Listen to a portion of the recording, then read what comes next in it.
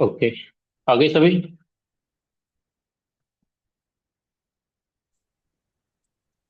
ये सर सब आ गए। Okay okay okay. Yes sir. तो अब हम देखते हैं आगे।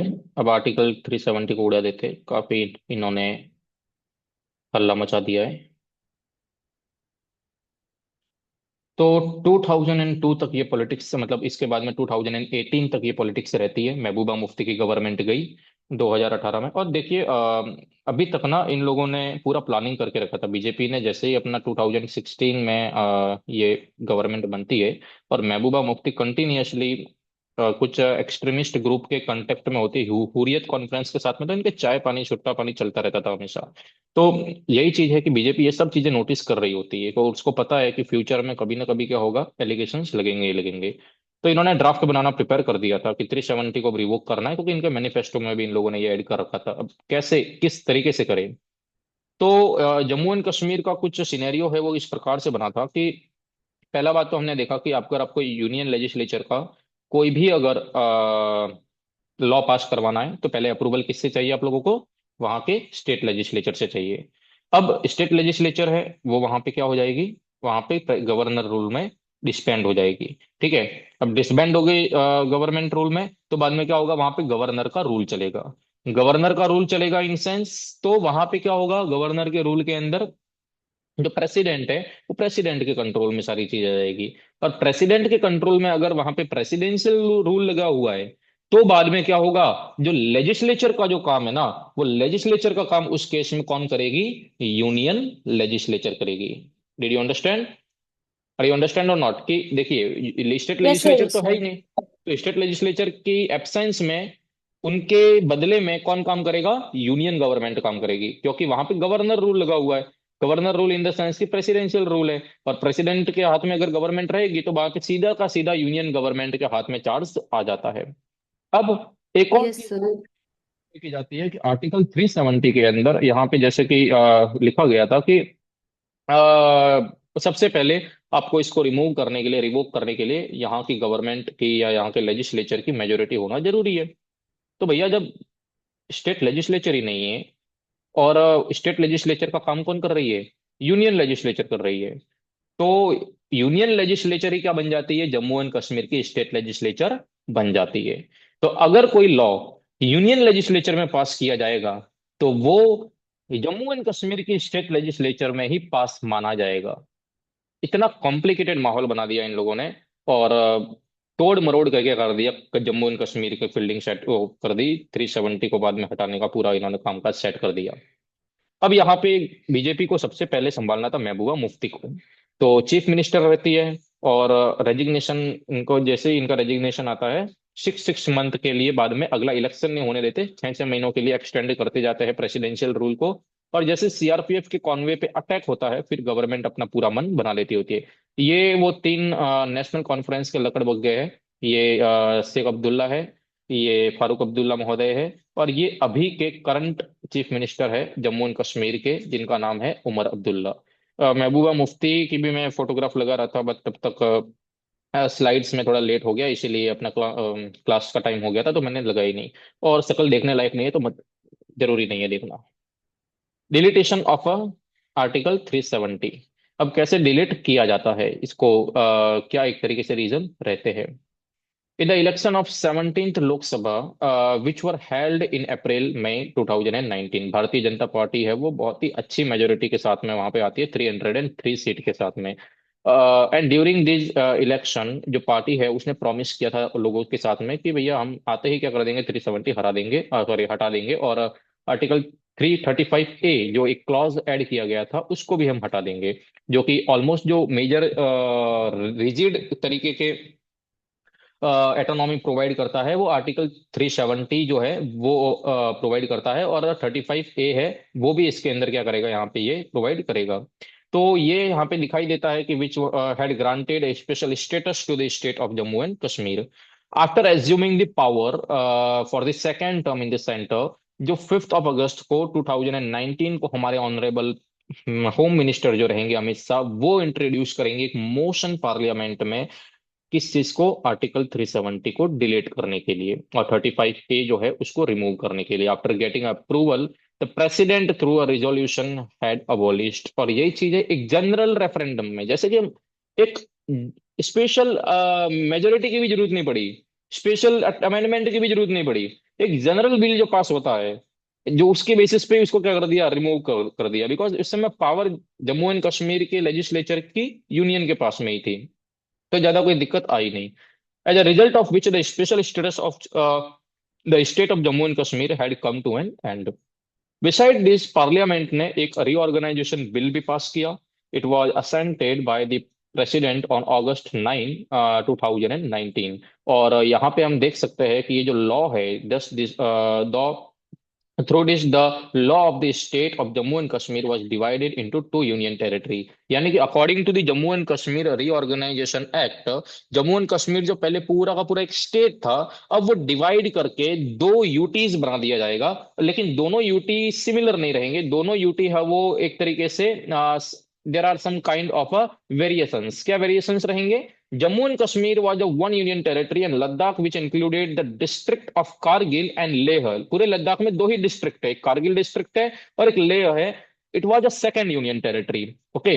जो लेफ्टिनेंट गवर्नर रहेंगे was to be chief executive head of Jammu and Kashmir union territory. और जो provision was made of a council of minister with a chief minister as its leader and aid and advise the lieutenant governor, same as well as जैसा कि दिल्ली के अंदर हो रखा है। ठीक है, कि लेफ्टिनेंट गवर्नर वहां चीफ एग्जीक्यूटिव हेड रहेंगे, और वहां पे काउंसिल ऑफ मिनिस्टर भी रहेगी, जो चीफ मिनिस्टर वहां पे क्या करेंगे, गवर्न करेंगे, लेकिन एडवाइस के साथ में लेफ्टिनेंट गवर्नर के साथ में। कंप्लीट स्टेट हुड यहाँ पे मिला नहीं था, यूटी था, बिकॉज लेफ्टिनेंट गवर्नर के पास में ही ऑलमोस्ट क्या रहते हैं, चार्ज वगैरह रहते हैं।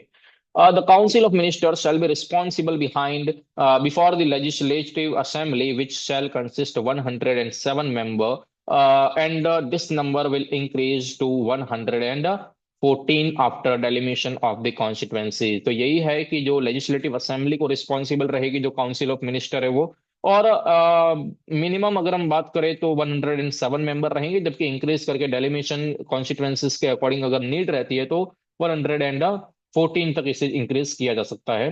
Provision of reservation of seat वहां पे दिया गया शेड्यूल कास्ट को, शेड्यूल ट्राइब को लेजिस्लेटिव असेंबली में। और ये जो एडमिनिस्ट्रेशन है लद्दाख का और ये जम्मू एंड कश्मीर का, यानी कि बिल इफेक्ट में कब आएगा, तो वो 31 अक्टूबर 2019 को इफेक्ट में आता है। एडमिनिस्ट्रेशन ऑफ लद्दाख, जो कि कंटिन्यूअसली लेफ्टिनेंट गवर्नर के द्वारा क्या होता था, रूल किया जाता था, यहाँ पे कोई चीफ मिनिस्टर वगैरह का नहीं था, directly under control of centre था।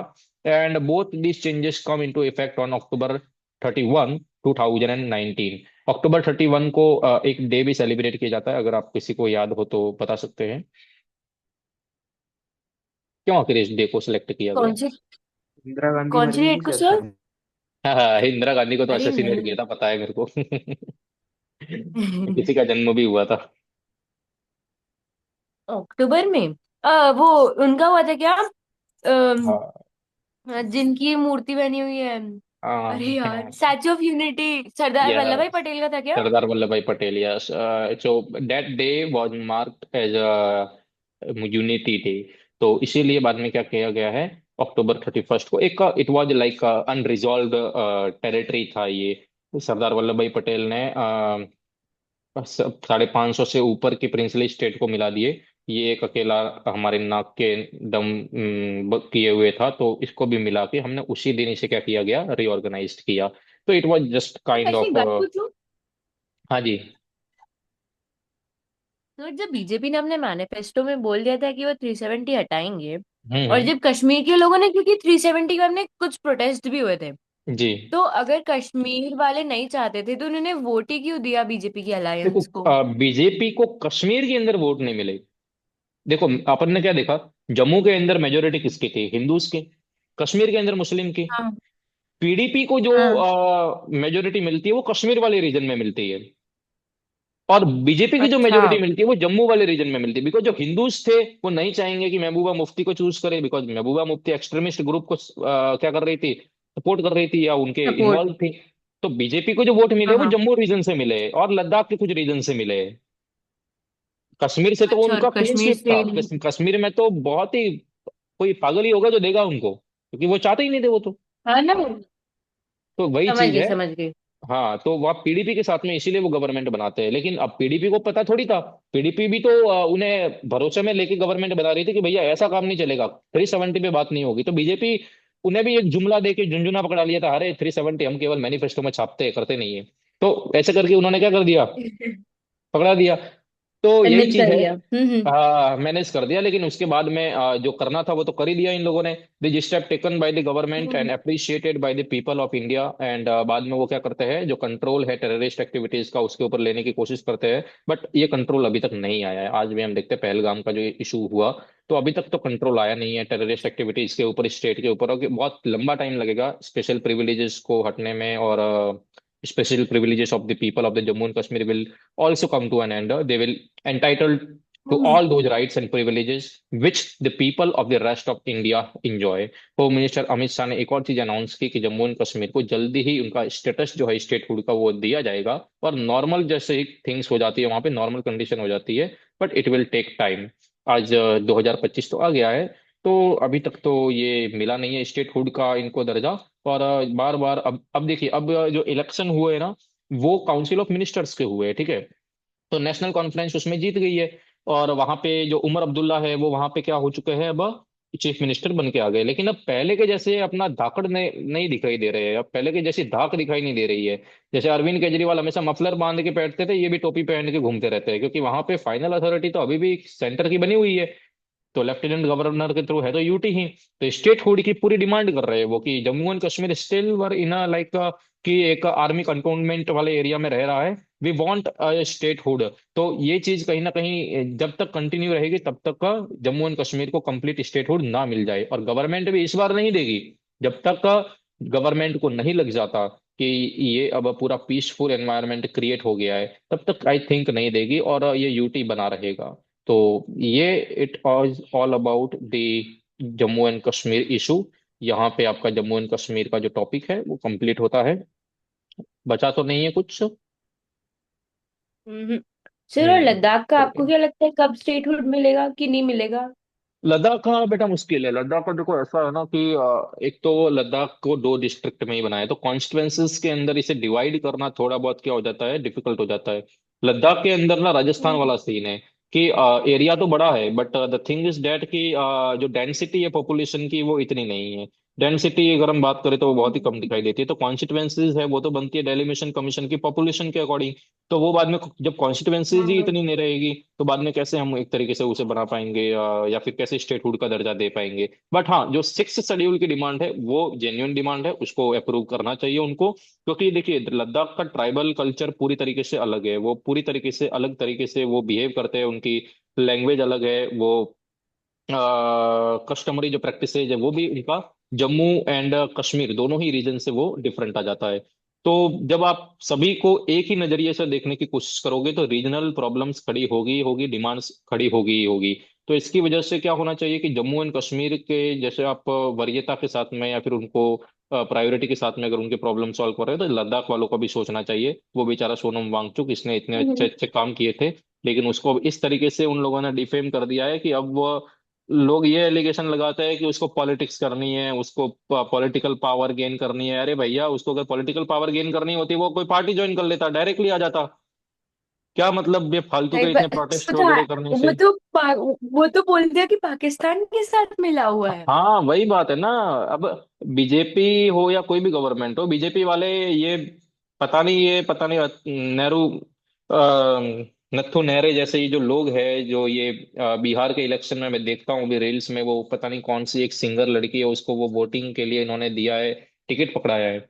तो ऐसे लोगों को तुम अपनी कैंडिडेट्स चुनते हो, और एक ऐसा पर्सन जिसने आपकी आर्मी के लिए इतना कुछ किया हो, उसको आप कॉन्स्पिरेंसी में इन्वॉल्व मानते हो, तो वो I think it was not a very good sign for the Indian पर डेमोक्रेसी। अगला अगला मुंबई का इलेक्शन सलमान खान लड़ेगा।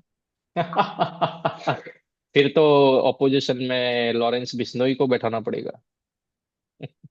नहीं नहीं सर, वो तो फिर खत्म ही कर देगा ना।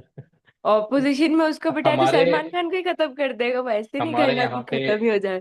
हमारे यहाँ पे लॉरेंस बिश्नोई के नाम के भजन बनाए जाते हैं, मतलब कि बहुत सारे लोग ऐसे हैं जो लॉरेंस बिश्नोई को एक प्रिंसिपल डाइटी बना दिया उसको। पता नहीं कुछ दिनों में मंदिर भी बन जाएंगे, आप सभी लोग आइएगा यहाँ पे दर्शन करने। तो वो भजन गा रहे हैं उनके सही नाम में? के कि लॉरेंस बिश्नोई एक revolutionary Bhagat Singh. Oh my God, मतलब कि यही चीज है। सलमान खान अगर यहाँ पे आ जाए हमारे यहाँ तो शायद लॉरेंस बिश्नोई से पहले ही यहाँ पे टपका देगा कोई ना कोई। जोधपुर साइड तो आ ही नहीं सकता वो इस रीजन में।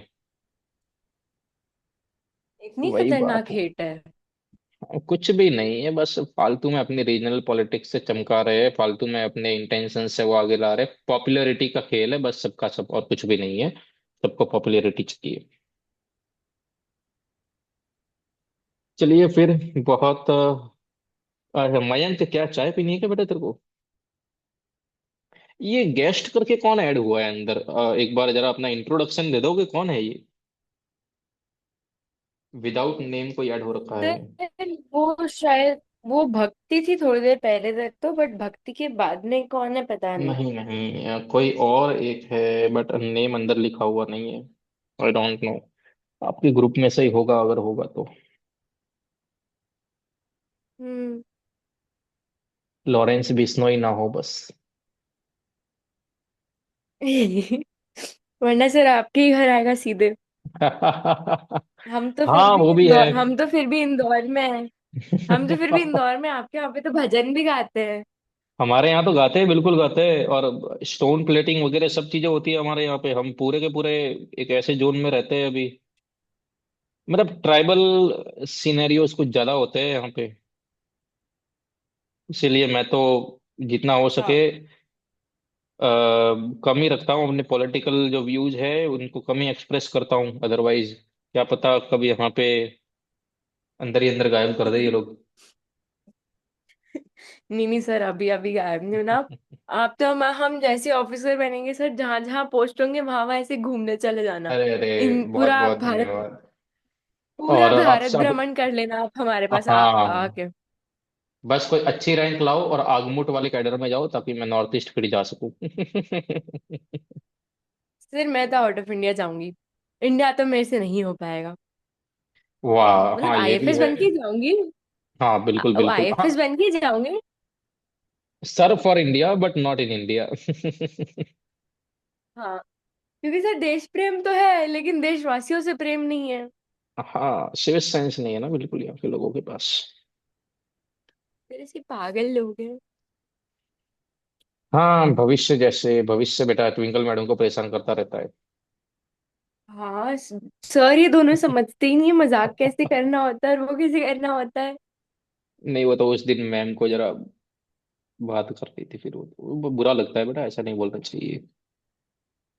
हाँ सर, मैम तो मान चुकी है कि मयंक मैम का छोटा भाई ही है। मैम ने तो बोल दिया कि मुझे मेरे छोटे भाई की बिल्कुल याद नहीं आती क्योंकि मयंक सारी कमी पूरी कर देता है। क्लास में भी इतना छेड़ता है मैम को परेशान कर करके कि मैम बोल चुकी है कि ये बिल्कुल मेरे छोटे भाई जैसा ही है, मुझे बिल्कुल याद नहीं आ रही मेरे छोटे भाई की इसकी वजह से। वाह। चलिए फिर, आराम से पढ़ाई कीजिए और कल मिलते हैं फिर यस पंजाब के सर। साथ में। Okay sir, yes thank sir. Bye sir, you. Okay good बेटा, night, okay, thank good you. Night, good night. Okay बेटा।